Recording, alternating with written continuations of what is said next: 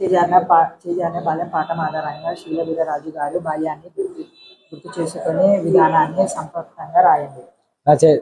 రచయిత శీల వీర్రాజు గారు చిత్రకారుడు,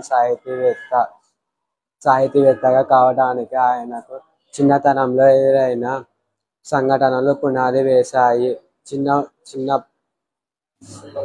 చిన్నప్పుడు ఆయన ఇంటి వెనక రామ్మూర్తి గారనే ముసలాయన ప్రైవేటు పాఠశాలను బోధించేవారు. వారు ₹1 ఫీజుతో 20 మంది పిల్లలకు బోధించేవారు.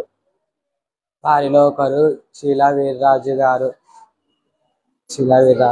బడి నుండి వచ్చిన తరువాత రాత్రి చీకటి పడే వరకు అక్కడే చదువుకునేవారు. పాఠశాల పుస్తకాలలోని పాఠాలతో పాటు ఎక్కాలు, పంచతంత్ర కథలు, నీతి శతకాలు కూడా నేర్పించేవారు. ఒకరోజు ఇంకా చీకటి పడలేదు అని చెప్పి రామ్మూర్తి గారు